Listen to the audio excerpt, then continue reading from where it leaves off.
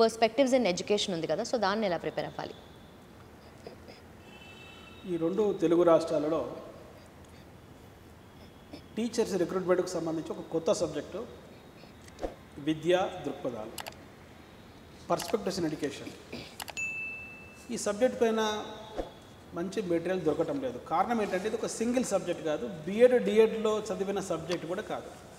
BEd D.Ed సబ్జెక్ట్స్లో చదివిన అనేక సబ్జెక్టుల యొక్క సమాహారమే విద్యా దృక్పథాలు, perspectives in education.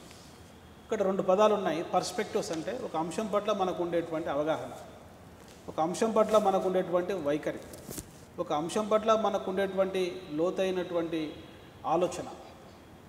Vidya, so విద్య అంటే ఏమిటి, విద్యలో ఉండేటువంటి రకాలు, విద్య యొక్క అర్థాలు, విద్య యొక్క రూపాలు, సో ఇవన్నీ కూడా ఒక 5 యూనిట్స్ కింద ఇవ్వడం జరిగింది. ఇప్పుడు నేను చెప్పేటువంటి ఈ యొక్క విశ్లేషణ డిప్యూటీఓ అభ్యర్థులకు ఉపయోగపడుతుంది, డిఎస్సి అభ్యర్థులకు ఉపయోగపడుతుంది, హాస్టల్ వెల్ఫేర్ ఆఫీసర్ అభ్యర్థులకు కూడా ఉపయోగపడుతుంది. పరీక్షకు పోవడానికి ముందు ఈ వీడియో మీ జర్నీలో ఇయర్ ఫోన్స్ పెట్టుకొని వినుకుంటూ పోయినా కూడా మీకు ఒక్కసారి ఆ సబ్జెక్ట్ అంతా కూడా ఒక క్విక్ రివిజన్ మాదిరి ఉపయోగపడుతుంది. సో ఈ యొక్క విద్యా దృక్పథాలు తీసుకుంటే చారిత్రక దృక్పథం, హిస్టారికల్ పర్స్పెక్టివ్స్ ఆఫ్ ఎడ్యుకేషన్, వేద విద్యా విధానం, బౌద్ధుల విద్యా విధానం, జైనుల విద్యా విధానం, ముస్లింల విద్యా విధానం. తులనాత్మకంగా ఈ విద్యా విధానాలపైన నోట్స్ రాసుకోండి.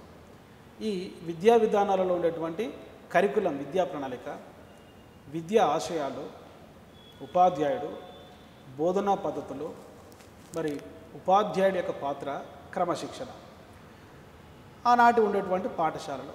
2 days బ్యాక్ మన ప్రధానమంత్రి నరేంద్ర మోడీ గారు సందర్శించారు ఒక విశ్వవిద్యాలయం.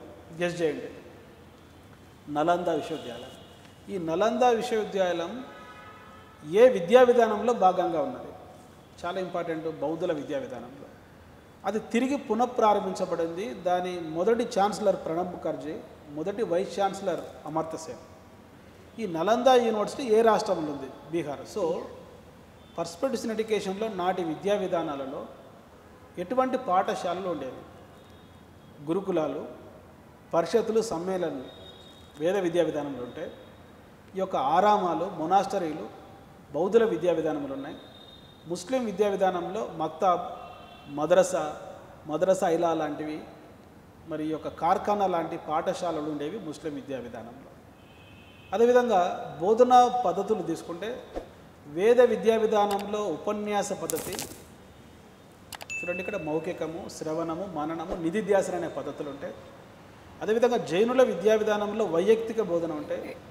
బౌద్ధుల విద్యా విధానంలో చర్చా పద్ధతి, నేటి డిస్కషన్ మెథడ్కు ఆధారం ఆనాటి బౌద్ధుల విద్యా విధానం. అదే ముస్లిం విద్యా విధానంలో కంఠత విధానం వచ్చింది, సెయింట్ అగస్టిన్ ప్రతిపాదించినటువంటి రెసిటేషన్ మెథడ్. అదేవిధంగా భాషలు, బోధనా భాషలు వేద విద్యా విధానంలో సంస్కృతంలో బోధించేవారు. బౌద్ధుల కాలంలో ఈ యొక్క ప్రాకృతం, పాలి భాషలలో బోధించేవారు. ముస్లిం విద్యా విధానంలో అరబిక్, పర్షియన్ భాషల్లో బోధించేవారు. ఈ విధంగా ఉత్సవాలు తీసుకుంటే వేద విద్యా విధానంలో ఉపనయనం అనే సంస్కారంతో విద్య ప్రారంభమైతే, బౌద్ధుల కాలంలో పబ్బజ్జ అనేటువంటి ఉత్సవంతో మరి విద్య ప్రారంభమైతే, ముస్లిం విద్యా విధానంలో ముస్లిం బాలుడికి 4 సంవత్సరాల 4 నెలల 4వ రోజున బిస్మిల్లా అనేటువంటి ఉత్సవంతో విద్య ప్రారంభమవుతుంది. అదే ముస్లిం బాలికలకు జరిపేటువంటి విద్యా ప్రవేశ వేడుక జార్ఫీ పానీ. ఓకే, ఈ ఒక్క విద్యా విధానాలపైన ఒక అవగాహన ఏర్పరచుకోండి. ఆ తర్వాత మనకు ప్రాచీన విద్యా విధానం ప్రకృతి ఒడిలో ఉంటే, మధ్యయుగంలోకి వచ్చేసరికి ఈ విద్య అంతా కూడా ప్రార్థనా స్థలాల్లోకి వచ్చింది. ముఖ్యంగా 712 తర్వాత, అరబ్బుల దండయాత్ర తర్వాత 16వ శతాబ్దం వరకు ముస్లిం విద్యా విధానం భారతదేశంలో ఉన్నది. ఆ తర్వాత 1498 తర్వాత వాస్కోడి గామా భారతదేశానికి సముద్ర మార్గం కనుక్కున్న తర్వాత ఈ పోర్చుగీస్ వారు, ఆంగ్లేయులు, డచ్ వారు, ఫ్రెంచ్ వారు భారతదేశానికి వచ్చి విద్యా సంస్థలు ఏర్పాటు చేసి పాశ్చాత్య విద్యా విధానాన్ని మనకు పరిచయం చేశారు. కనుక ఈ బ్రిటిష్ విద్యా విధానంలో ఉండేటువంటి ముఖ్యమైనటువంటి సంఘటనలు సంవత్సరాల వారీగా మీరు గుర్తుంచుకోవాలి. 1498 వాస్కోడి గామా భారతదేశానికి సముద్ర మార్గాన్ని కనుక్కోవడం, 1575లో ఫ్రాన్సిస్ జేవియర్ భారతదేశంలో బాంద్రా వద్ద ఒక తొలి ఆధునిక కళాశాల ప్రారంభించడం, 1716లో జీజన్ బాల్కు మొట్టమొదటి ఉపాధ్యాయ శిక్షణ కళాశాల భారతదేశంలో ప్రారంభించడం.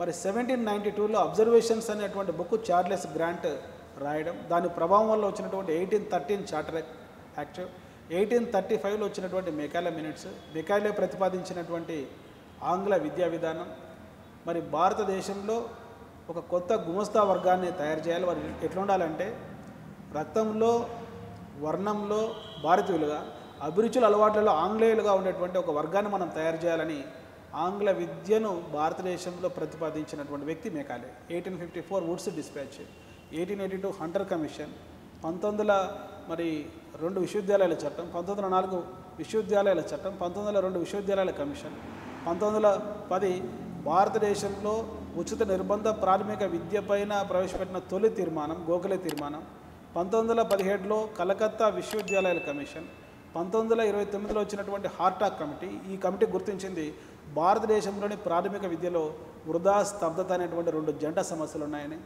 1937లో వచ్చినటువంటి ఎబర్ట్ వుడ్ కమిషన్, 1937లో మహాత్మా గాంధీ భారతీయ విద్యా పరిస్థితులకు అనుకూలంగా మరి ప్రతిపాదించినటువంటి basic education, Wardha educational plan. 1944లో రెండవ ప్రపంచ యుద్ధం జరిగేటప్పుడు భారతదేశంలో బ్రిటిష్ విద్యా విధానంలో ఉన్నటువంటి చివరి కమిషన్ సార్జెంట్ రిపోర్టు. ఇవన్నీ కూడా బ్రిటిష్ విద్యా విధానంలో నేర్చుకోవాలి. ఆ తర్వాత స్వాతంత్రానంతర కమిషన్ల పైన తప్పనిసరిగా ఒక బిట్ అడుగుతారు, నోట్స్ రాసుకుంటూ మీరు వినడానికి ట్రై చేయండి.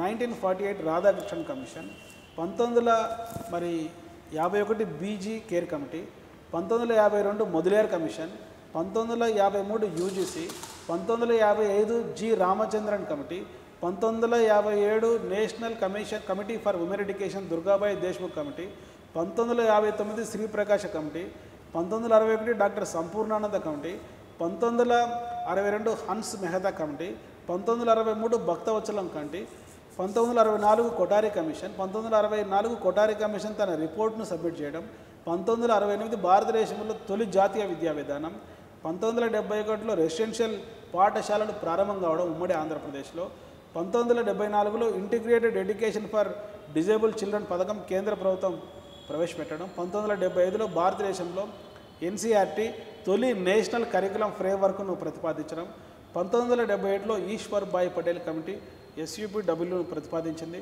1979లో నీపా ఏర్పడడం, 1978లో మాల్కమ్ ఆదిశేషయ్య కమిటీ ఇంటర్మీడియట్ స్థాయిలో వొకేషనల్ జూనియర్ కాలేజీలు విద్య ప్రారంభించుకోవాలని సూచించారు, 1983లో చట్టోపాధ్యాయ కమిటీ, 1986లో మరి రెండవ జాతీయ విద్యా విధానం, 1988లో నేషనల్ లిటరసీ మిషన్, 1989లో national institute of open schooling, 1990లో ఆచార్య రామమూర్తి కమిటీ, 1992లో ఎన్ జనార్దన్ రెడ్డి కమిటీ, 1993లో యశ్పాల్ కమిటీ, 1994లో NAAC national assessment and accreditation council, 1995లో కోనేరు రామకృష్ణారావు కమిటీ సిఫారసుల విద్యకు సంబంధించి, 2001లో సర్వశిక్ష అభియాన్, 2002లో 86వ రాజ్యాంగ సవరణ, 2003 సంవత్సరంలో national programme for education of girls at elementary level, 2004లో కస్తూర్బా గాంధీ బాలికా విద్యాలయాలు, 2005లో నేషనల్ కరికులం ఫ్రేమ్వర్క్, అదేవిధంగా 2008లో మోడల్ స్కూల్స్,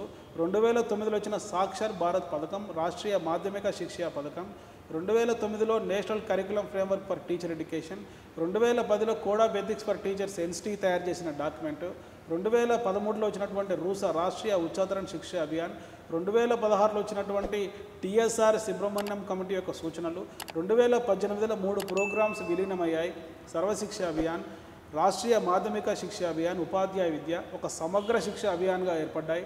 2020లో వచ్చినటువంటి నేషనల్ ఎడ్యుకేషనల్ పాలసీ 2020, 2023లో రీసెంట్గా వచ్చినటువంటి భారతదేశంలో 5వ నేషనల్ కరికులం ఫ్రేమ్వర్క్ ఎన్సీఆర్టీ వారు రూపొందించినటువంటిది national curriculum framework for secondary education. ఇవన్నీ కూడా స్వాతంత్రానంతర కమిటీలు పథకాల కింద మీరు చదవాలి, నోట్స్ రాసుకుంటాం. అదేవిధంగా ఉపాధ్యాయ సాధికారత అంటే ఏమిటి, ఉపాధ్యాయ సాధికారతని పెంపొందించేటువంటి జాతీయ సంస్థలు, రాష్ట్ర సంస్థలు, మరి ఉపాధ్యాయ శిక్షణ అంటే ఏమిటి, ఉపాధ్యాయ శిక్షణలో వృత్తిపూర్వక శిక్షణ అంటే ఏమిటి, వృత్యంతర శిక్షణ అంటే ఏమిటి, వృత్తిపూర్వక శిక్షణ అందించేటువంటి డైట్లు అంటే ఏమిటి, వృత్తిపూర్వక శిక్షణ అందించేటువంటి బిఎడ్ కాలేజీలు, కాలేజ్ ఆఫ్ టీచర్ ఎడ్యుకేషను, ఐఏఐసీలు, ఆర్ఐఈలు, వృత్యంతర శిక్షణ అందించేటువంటి ఎస్సీఆర్టీ, ఎన్సీఆర్టీ, ఇదంతా కూడా సెకండ్ యూనిట్లో మీరు నేర్చుకోవాలి. అదేవిధంగా ఒక ప్రధాన ఉపాధ్యాయుడు నిర్వహించేటువంటి ముఖ్యమైన రికార్డులు, రిజిస్టర్లు, వీటిలో లాగ్ బుక్ అంటే ఏమిటి, లెడ్జర్ అంటే ఏమిటి, అక్విటెన్స్ అంటే ఏమిటి, మరి క్యుములేటివ్ రికార్డ్ అంటే ఏమిటి, ఓకే, అదేవిధంగా అక్విటెన్స్ రికార్డ్ అంటే ఏమిటి, ఇవన్నీ కూడా మీరు 2వ చాప్టర్ నేర్చుకోవాలి. ఇక 3వ చాప్టర్లో పర్స్పెక్టివ్స్ ఇన్ ఎడ్యుకేషన్లో ముఖ్యంగా భారత రాజ్యాంగము విద్య, దీంట్లో ముఖ్యమైన ఆర్టికల్స్, ముఖ్యమైన రాజ్యాంగ సవరణలు, article 14, article 15, article 17, article 21A, article 23, article 24, article 30, article 32, article 41, article 45, article 46, article 51A, article 350A, article 351. ఇవి బాగా చదువుకోండి, ఖచ్చితంగా ఒక బిట్ వచ్చేటువంటి అవకాశం ఉంది. అదేవిధంగా జనాభా విద్య అంటే ఏమిటి, జనాభా స్థిరీకరణ గరిష్టంగా ఏ సంవత్సరంలో ఒక లక్ష్యంగా పెట్టుకున్నాం మనం, 2000 జాతీయ విద్యా విధానంలో భాగంగా అంటే 2045 నాటికి. సో జనాభా విద్య, భారత రాజ్యాంగము విద్య, అదేవిధంగా అర్థశాస్త్రం విద్య, మానవ వనరులు అంటే ఏమిటి, మానవ వనరుల అభివృద్ధి సూచికలు మన దేశం ఏ స్థాయిలో ఉంది, మరి ఈ యొక్క అర్థశాస్త్రం విద్య అనే పదాన్ని మొట్టమొదట ఉపయోగించినది ఎవరు, షుల్జ్ అనేటువంటి వ్యక్తి. మరి సమానత్వం అంటే ఏమిటి, సమత అంటే ఏమిటి, ఈక్వాలిటీకి ఈక్విటీకి మధ్యలో ఉన్నటువంటి తేడాలు ఏంటి, విద్యా సమాన అవకాశాలకు సంబంధించిన ముఖ్యమైనటువంటి పథకాలు, 1991లో వచ్చినటువంటి LPG policies, liberalisation, privatisation, globalisation, దాని ప్రభావం విద్యపైన ఏ విధంగా ఉంది, అదేవిధంగా రాష్ట్ర స్థాయిలో, కేంద్ర స్థాయిలో ముఖ్యంగా ఉండేటువంటి పథకాలు, ఆ పథకాల పేర్లు ఇటీవల మారుస్తున్నారు, ఆ పేర్లు కూడా మీరు గుర్తుపెట్టుకోండి.